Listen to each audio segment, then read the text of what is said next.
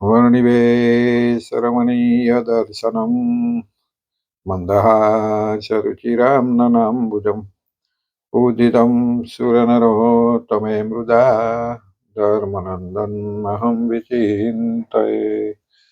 श्री सहजान स्वामी महाराजની જય, શ્રી હરિકૃષ્ણ મહારાજની જય। સૌ વાલા ભક્તજનોને ભાવથી જય સ્વામિનારાયણ, જય શ્રી કૃષ્ણ। આજે આપણે 117મો ભાગ જોઈશું। 116 સુધીમાં આપણે 189મો શ્લોક છેલ્લો જોયો હતો। આજે 190મો શ્લોક જોઈએ। શિક્ષાપત્રી શ્લોક નંબર 190। ન્યાસો રક્ષ્યો ન કસ્યાપી ધૈર્ય ત્યાજ્યમ ન કહિર્ચિતઃ ન પ્રવેશ્યૈસ્તવ્યા ચ સ્વ આવાસે સ્ત્રી કદાચન। એનો અર્થ થાય છે કોઈની પણ થાપણ ન રાખવી અને ક્યારેય પણ ધીરજતાનો ત્યાગ ન કરવો, અને પોતાના ઉતારાની જાયગા બંધીની હોય તો તેને વિશે ક્યારેય પણ સ્ત્રીનો પ્રવેશ થવા દેવો નહીં। એટલે શ્રીજી મહારાજ સંતોના એટલે કે સાધુના ધર્મમાં કહે છે, આપણે જે સાધુના ધર્મો ચાલતા બ્રહ્મચર્ય પછી સાધુઓના વિશે ધર્મ ચાલે છે, એમાં કહે છે કે મારા જે ત્યાગી સાધુ પુરુષો હોય તેમણે કોઈની થાપણની વસ્તુ રાખવી નહીં અને ક્યારેય પણ ધીરજતાનો ત્યાગ કરવો નહીં, તથા પોતાના ઉતારાને વિશે ક્યારેય પણ સ્ત્રીનો પ્રવેશ થવા દેવો નહીં, એવું શ્રીજી મહારાજ કહે છે। હવે સતાનંદ સ્વામી એનું વિવરણ કરતા કહે છે કે પરિચિત અથવા અપરિચિત કોઈ પણ પુરુષની થાપણની વસ્તુ પોતાની સમીપે રાખવી નહીં। પરિચિત હોય કે અપરિચિત, એની થાપણ એટલે આપણે વસ્તુ જે આપણે મૂકીએ, જેમ ગીરવે મૂકીએ એમ કે મૂકવા આવે એ થાપણ, તો કે પરિચિત હોય કે અપરિચિત કોઈ પુરુષની થાપણની વસ્તુ પોતાની સમીપે એટલે પોતાની પાસે રાખવી નહીં। થાપણની વસ્તુ મનના ક્ષોભને ઉત્પન્ન કરનારી છે, તેથી વૃથા કલેશના કારણરૂપ બને છે। એટલે થાપણની વસ્તુ હોય મનના ક્ષોભને ઉત્પન્ન કરનારી, એટલે મનમાં વિચારે ચડાવી દે, ખોટા વિચારે ચડાવી દે, ખોટા સંકલ્પો કરાવે, એને પડાઈ લેવાના કે જૂઠું બોલવાનું, આવા બધા સંકલ્પો થાય એટલે કે તે ક્ષોભ ઉત્પન્ન કરનારી છે, તે વૃથા કલેશને કરનારી છે। એટલે વૃથા કલેશ ઉભો કરે, મિથ્યા અપવાદ ઉભો થાય, કારણ કલેશ ડખો ઉભો થાય। એટલે સંપ્રદાયનો પ્રસિદ્ધ દાખલો છે કે રામાનંદ સ્વામીએ પુતળીબાઈને સોનાનો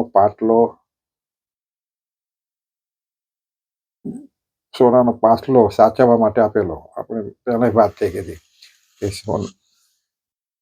રામાનંદ સ્વામીએ પુતળીબાઈ ગોવર્ધનના હોય એમને પાટલો એટલે પાટલો કોઈ સોનાનો છે તો એ મૂકવા આપેલો કે જ્યારે માગીએ ત્યારે આપજો।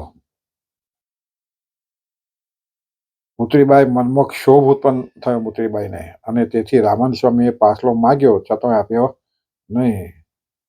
એટલે એમણે પાસલો માગ્યો તો કે ગુરુજી એટલે સ્વામીજી કે મને તમે પાસલો આપ્યો નહીં, તમે કદાચ તમે ઉંમર થઈ હોય એના લીધે તમે ભૂલી ગયા હોય। આ તે પુતળીબાઈ જાણી જોઈને બોલેલો, ક્ષોભ ઉત્પન્ન થયો ને કે ગુરુને શું ખબર પડવાની આવું, એટલે પડાઈ લેવાનું મન થયું। એટલે તેથી એમણે સ્વામીને આવું કહ્યું કે કદાચ તમારી ભૂલ થતી છે, મેં તો તમને કદાચ પાછો આપી દીધો છે એવો જવાબ આપ્યો છે, અથવા તો તમે મને આપ્યો નથી, એવી રીતે ખોટું બોલ્યા। એટલે રામાનંદ સ્વામીએ તો કહ્યું તું વિચાર કરજો, છતાંય એક જ જવાબ એમણે પકડી રાખ્યો કે મારી પાસે નથી। અને એ સમયે રામાનંદ સ્વામીના મુખમાંથી શબ્દો નીકળી ગયા કે આ તો ધર્માદાનો પાસલો છે, માટે ક્યાંક નરકમાં પડી તે પાપે કરીને પુતળીબાઈ નરકમાં પડેલા હતા। એટલે પાપ લાગ્યું પુતળીબાઈ કે ભાઈ આ તો ધર્માદાનો પાસલો છે, કારણ કે જો કોઈ આપ્યો છે એ ભગવાનને મૂર્તિ માટે તો એના સત્સંગ માટે આપ્યો છે, એટલે કે આ ધર્માદાનો છે, અને આના માટે તું જૂઠું બોલું છું તો તારે નરકમાં પડવું પડશે। તો પુતળીબાઈને એ નરકમાં પણ પડ્યા, કારણ કે જ્યાં નીલકંઠવાણી રૂપે ગોવર્ધનભાઈને મળ્યા ત્યારે ગોવર્ધનભાઈ એમને નીલકંઠવાણી રૂપ્યા હતા, એટલે ભૂખ સુખડી લાયા. અને તે વખતે પુતળીબાઈ ધામમાં ગયા. 13માની સુખડી એમની હતી એ નીલકંઠવાણીને જમાડી. એટલે નીલકંઠવાણીએ પૂછ્યું કે તકે મારી ફોઈ ધામમાં ગયા 13 દિવસ થયા, એની 13માનું આ સુખડી છે. એટલે મહારાજ તે વખતે બોલ્યા નીલકંઠવાણી કે તારા કોઈ ધામમાં નથી કે નરકમાં બોલ્યા કે ના હોય, મારા કોઈ તો બ્રહ્મ સ્વરૂપે સમાધિને પામેલા એવા રામાનંદ સ્વામીના મોટા શિષ્ય હતો, એટલે એ ના પડે. તો કે તારે જોવા છે? તો એમણે સમાધિમાં ગોવર્ધનભાઈને નર્કમાં મોકલ્યા અને ત્યાં પોતાના ફોઈ કુંડમાં પડતા હતા, દુઃખ ભોગવતા હતા અને બૂમ પાડી, ગોવર્ધન મને છોડાય, ગોવર્ધન મને છોડાય. એટલે એમને સાચા રાખ્યું. ભાઈ મહારાજ પાસે આવીને મહારાજને પાસે છોડાયા પણ ખરા, પણ એ કારણે એમને નરકમાં પડવું પડ્યું. એટલે કે છે આવી વસ્તુ હોય તો સાધુએ આવું કોઈની પાસે કોઈનું રાખવું નહીં અથવા રખાવવું પણ નહીં, કારણ કે એ મનને ક્ષોભ કરનારું છે અને મનને ક્ષોભ થાય એટલે આવું કામ થઈ જાય, જૂઠું બોલી જવાય, પાછું ના મળે. પુત્રીબાઈ નરકમાં પડેલા હતા તે સમયે સમાધિ ગોવર્ધનભાઈ ભક્તશહીના પ્રતાપથી પુત્રીબાઈને નરક થકી મોક્ષ કર્યો હતો, એટલે મહારાજે કરાયો હતો. આ રીતે થાપણની વસ્તુ મનમાં ક્ષોભ કરનારી છે અને વૃથા કલેશને કારણરૂપ છે. વૃથા કલેશની શું છે? કારણરૂપ છે.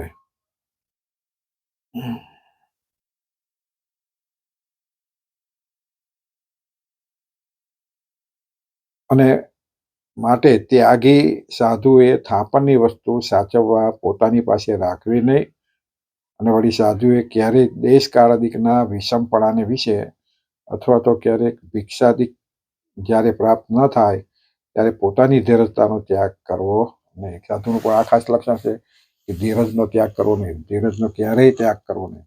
એટલે કંઈક વિષમ દેશકાળ એવું થાય અથવા કંઈક ક્રોધ આવી જાય અથવા ભિક્ષાદિક જ્યારે પ્રાપ્ત ન થાય ત્યારે પણ ધીરજ ખોઈ બેસે તો કે એમને ધીરજ ખોવી નહીં. અને કારણ કે દેહનું પ્રારબ્ધ બળવાન છે, ગમે તે રીતે ઈશ્વર દેહનું રક્ષણ કરે છે, માટે નિર્વિકાર રહેવું. કારણ કે ઈશ્વર તો ગમે તે રીતે દેહનું પ્રારબ્ધ છે, એટલે પ્રારબ્ધ પ્રમાણે એને ભોગવવું પડે, પણ છતાં ઈશ્વર એની રક્ષા કરે છે. એટલે કે ધીરજવાન રહેવું સાધુ પુરુષે. વળી ત્યાગી સાધુ પુરુષોએ પોતાના ઉતારામાં સ્ત્રીને પ્રવેશવા દેવી નહીં. ત્યાગી સ્ત્રીઓએ પોતાના ઉતારામાં સ્ત્રીને જે પોતાનો ઉતારો હોય અથવા જે પોતાનું મકાન હોય કે જ્યાં રહેતા હોય, આશ્રમ હોય, કેમ હોય તો એ પ્રવેશ દ્વારની અંદર એનો પ્રવેશ થવા દેવો નહીં. ને જો પોતાના ઉતારમાં સ્ત્રી પ્રવેશે તો સ્ત્રીના દર્શનાદિકે કરીને પોતાના નિયમનો ભંગ થાય છે, આવો અભિપ્રાય છે. કારણ કે પોતાના ઉતારામાં પધારે તો દેખાઈ જાય, જોવાઈ જાય, તો પછી મનમાં વિકારો થાય, અથવા તો પોતાનો જે નિયમ આપેલો કે સાધુ સ્ત્રીનું મુખ ન જોવું તો દેખાય, એટલે નિયમનો ભંગ થાય. એટલે સાધુ પુરુષે પોતાના ઉતારા ઉપર સ્ત્રીનો પ્રવેશ થવા દેવો નહીં. ખાસ આ સાધુના ધર્મ છે. અત્યારના સાધુ તો જોઈએ છે તો આપણે સ્ત્રીઓ સાથે વાતો કરતા પણ દેખીએ છીએ. જેનો મોત જોવાનો નથી, એની વાણી પણ સાંભળવાની નથી, એના બદલે સાક્ષાત એની સાથે વાતો કરતા હોય છે. એટલે એ સ્વામિનારાયણ સંપ્રદાયના જે હરિભક્તો હોય એમણે આ નિયમ બધા ખાસ ખ્યાલ રાખો, એટલે એવા સાધુથી દૂર રહેવું. અથવા તો એ સાધુને પણ કહી શકાય કે ભાઈ આ નિયમમાં આવતું નથી. હવે શ્લોક આપણે 191 લઈ લઈએ જોડે.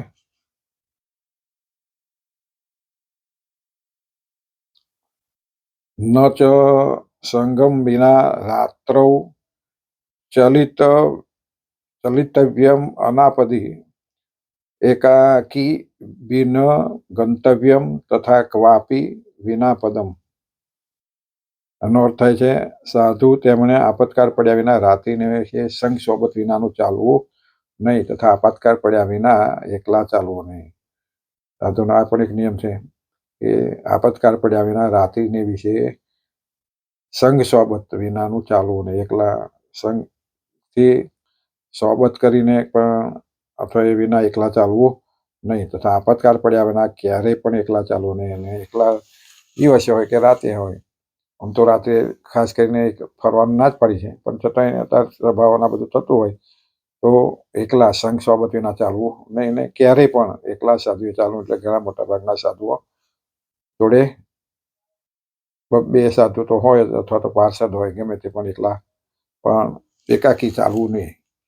એકડમલ કહેવાય. એકલા ને એકલા ફરતા હોય તો એ સ્વામિનારાયણનો સાચો સાધુ જ નથી. હા, પછી કોઈ જોડે ના હોય ને કંઈ કારણસર જવું પડ્યું તો બરાબર, પણ કાયમ માટે એકલા ફરતા હોય, ભિક્ષા કરવા ફરતા હોય કે કંઈક બીજા માટે ફરતા હોય, એકલા જ એકલા ફરતા હોય તો એ સાધુના નિયમમાં આવતું નથી. એટલે એકલા પણ ચાલવું. એટલે મહારાજ કહે છે કે ત્યાગી પુરુષો હોય તેમણે રાત્રિએ આપતકાળ પડ્યા વિના સંઘ સોબત વિના ચાલવું નહીં. રાત્રિએ આપતકાળ કંઈક આવ્યું પડે, જવું પડે હોય કે થયું હોય, એવો આપતકાળ હોય તો પણ સંઘ સોબત વિના ચાલવું નહીં. અને આપતકાળ પડ્યા વિના ક્યારેય પણ એકલા ચાલવું નહીં. આપતકાળ પડ્યા વિના પણ એકલા ક્યારેય પણ ચાલવું નહીં.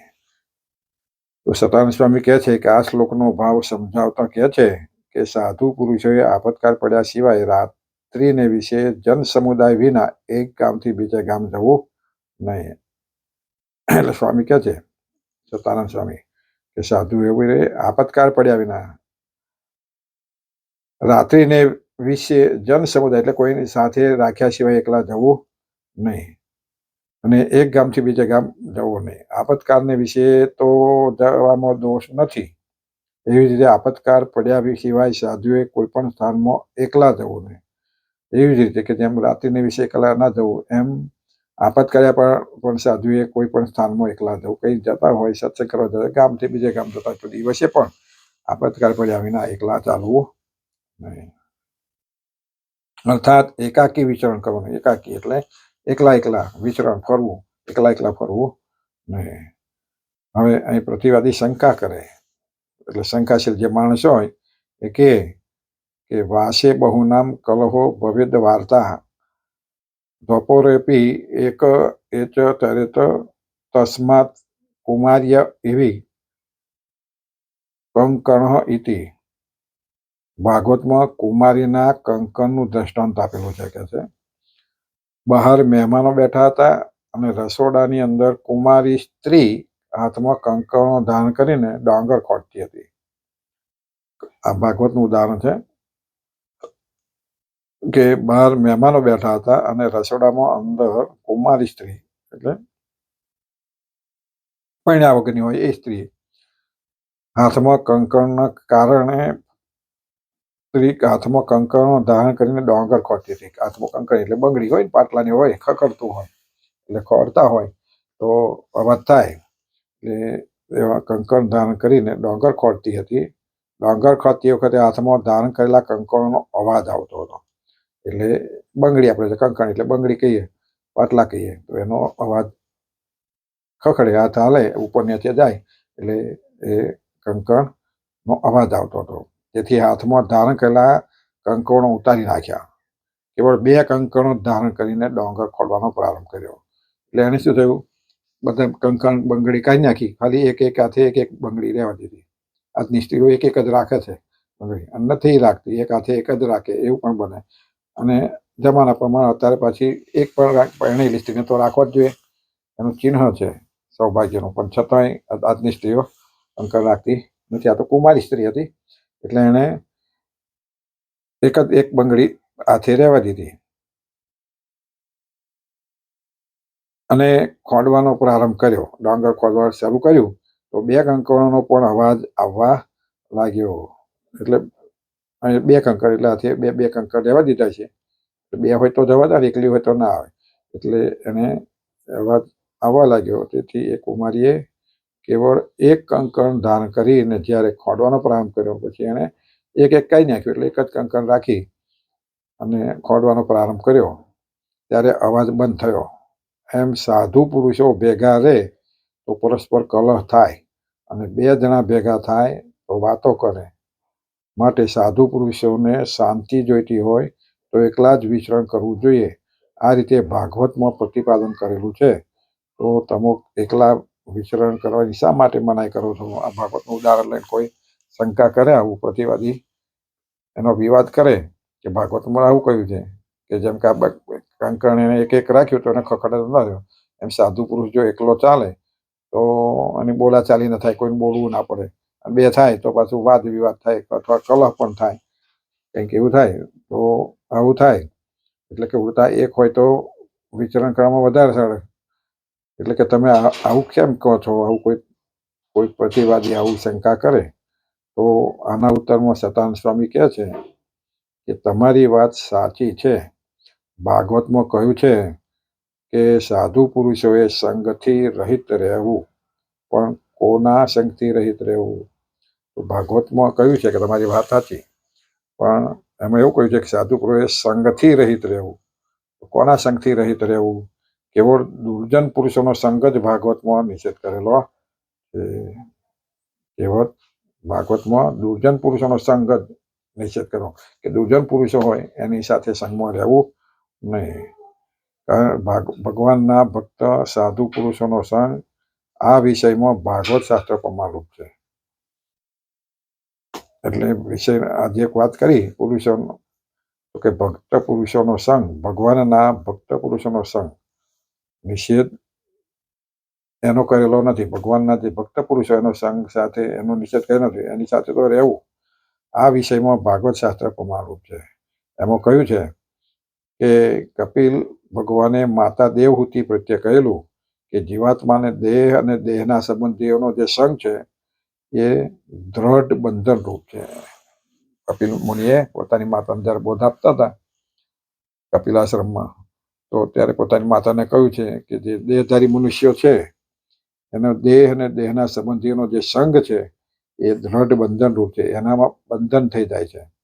એટલે જીવાત્માને જ્યાં સુધી દેહનો અને દેહના સંબંધીઓનો સંગ રહે છે ત્યાં સુધી એ દ્રઢ બંધન તૂટી શકતું નથી. પણ એ જ સંગ જો ભગવાનના એકાંતિક સાધુ પુરુષનો કરેલો હોય તો એ દ્રઢ બંધન તૂટીને મોક્ષનું દ્વાર ખુલી જાય છે.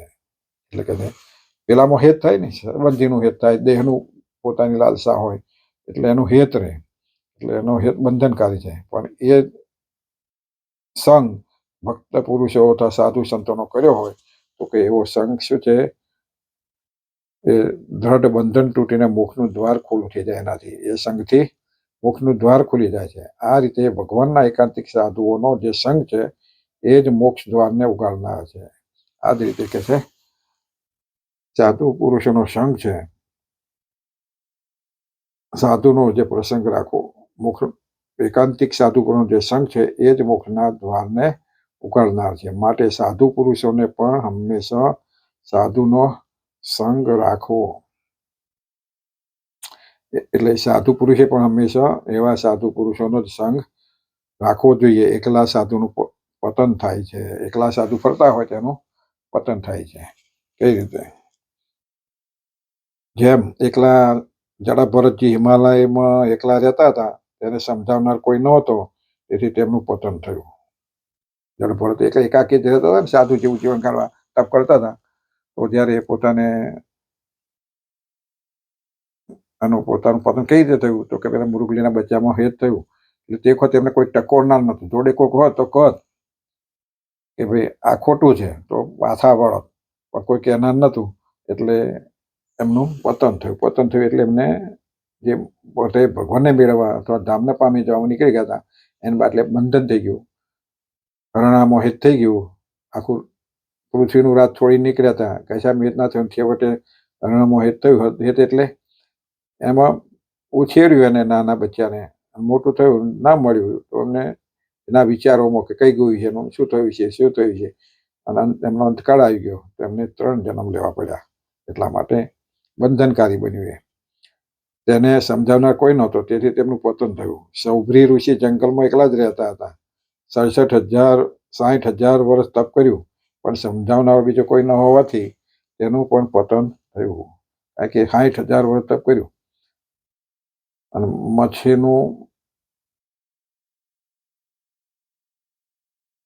માછલા અને માછલીનું સુખ ભોગવતા જોઈ અને એને પણ કોઈ સમજાવનાર રહ્યું નહીં, તો એમનું પણ પતન થયું. એટલે તપ માર્ગમાંથી ભ્રષ્ટ થયા, સંસારી જીવન શરૂ કર્યું. એટલે એમનું એ રીતે પતન થયું. એટલે આવી રીતે મોક્ષના માર્ગમાંથી જે એક જ જન્મે મોક્ષ મળવાનો હતો એના બદલે ફરી પાછો જન્મ લેવો પડે. એટલે એ રીતે પતન થયું.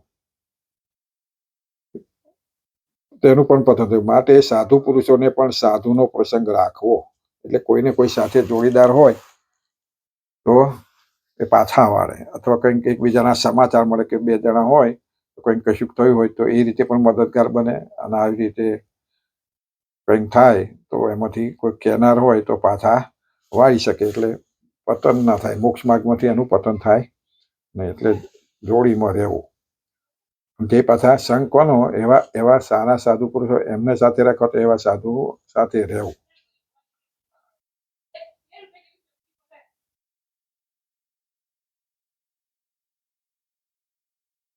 એટલે માટે સાધુ પુરુષોને પણ સાધુનો પ્રસંગ રાખવો. કલહ તો ગ્રામ્ય વાર્તાને કારણે જ થતો હોય. કલહ જે વિખવાદ થાય એ ગ્રામ્ય વાર્તાઓ, બીજી ભગવતની વાતોમાં કલહ ના થાય. હા, એમાં વાદ વિવાદ કર કલહ થાય, બાકી અનેક વિવાદ થાય ને કલહ થાય નહીં. પરંતુ સાધુ પુરુષોને તો ગ્રામ્ય વાર્તા કરવાની હોતી જ નથી. ભગવાનની પાડી છે કે આપણને બધા ભક્તોને પણ કહેલું છે કે મંદિરમાં ગ્રામ્ય વાર્તા કરવી નહીં, અને સાધુને તો અખંડ ભગવાનનું ભજન જ કરવાનું હોય, એટલે અમે ગ્રામ્ય વાર્તા કરવી નહીં. માટે કલહનો પણ સંભવ નથી. તેથી મારા આશ્રિત ત્યાગી સાધુ પુરુષોએ ક્યારેય પણ એકાકી વિચરણ કરવું નહીં. એટલા માટે અમારા જે ત્યાગી સાધુ પુરુષો છે એમાં ક્યારેય એકાકી વિચરણ, એટલે એકલા વિચરણ કરવું નહીં, હરવું ફરવું નહીં. આવો એનો અભિપ્રાય છે. આગળ આપણે 192મો શ્લોક જોઈ લઈએ.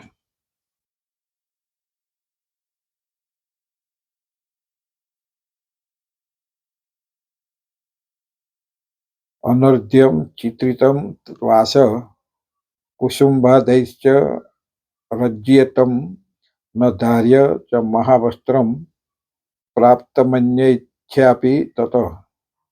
એનો અર્થ થાય છે કે જે વસ્ત્ર બહુ મૂલ્યવાળું હોય તથા ચિત્ર વિચિત્ર ભાતનું હોય, તથા કસુંબાદિક રંગ જેને તેને કંઈ રંગેલું હોય, તથા સાલ દુસાલા હોય, ને તે જો બીજાની ઈચ્છાએ કંઈ પોતાને પ્રાપ્ત થયું હોય તો પણ એ વસ્ત્ર પોતે પહેરવું નહીં ને ઓઢવું પણ નહીં. જ્યારે આવું વસ્ત્ર હોય, કારણ કે સાધુ પુરુષ કેવો ભગવો વસ્ત્ર અને સાદો સરળ સૂતરનો એવા રાખવાનો હોય, એટલે આવા સરસ બહુ મૂલ્યવાળા ચિત્ર કપડાં હોય એ કુસુંબાદિક જુદા જુદા રંગ ચિત્રામણ વાળું હોય, ચિત્રથી રંગેલું હોય, તથા સાલ દુસાલા સરસ કપડ ધાબડીઓ હોય, ધાબડા હોય મખમલના, અને તે જો બીજાની ઈચ્છાએ કંઈ પોતાને પ્રાપ્ત, બીજાએ કોઈ એને પોતાને આપ્યું હોય તોય પણ કે છે પોતે પહેરવું ઓઢવું નહીં. સ્વામિનારાયણ ભગવાન કે છે કે અમારા સાધુએ આવા ચિત્ર વિચિત્ર ભાતના વસ્ત્રો પોતાની કોઈ બીજાએ આપ્યા હોય તો પણ એવા વસ્ત્રો પહેરવા ઓઢવા નહીં. હવે સતાનંદ સ્વામી શું કહે છે, ઘણા સાધુઓ પણ ટેરીકોટનો કે અથવા તો ઝબલો, સાધુઓને તો પહેરવાનું ઓઢવાનું હોય છે, પણ ઘણા સાધુઓ સદરા જેવું છોડાય પણ સાદા, પણ ઘણા તો પાછા ટેરીકોટનમાં ધોતિયા પણ એવા સારા રાખતા હોય, અથવા તો સાલો સરસ ધાબડા કોઈ આપ્યા હોય. એક સ્વામી મને વાત છે કે કથા કરતા કહેતા કે મારે તો દુબઈથી કે સરસ ભક્તે સાલ એટલે ધાબળો સરસ આપેલો, અને એ ધાબળા વગર તો મારે ઊંઘ જ ના આવે કે. એટલે આ શું છે, ભગવાને એટલા માટે જ કહ્યું હોય ને કે આવું એમાં રાખવું નહીં, કારણ કે એમાં એમનું મન આસક્ત જાય, એ વગર ફાવે નહીં, એવું જે થઈ ગયું એ એમાં બંધાઈ ગયા.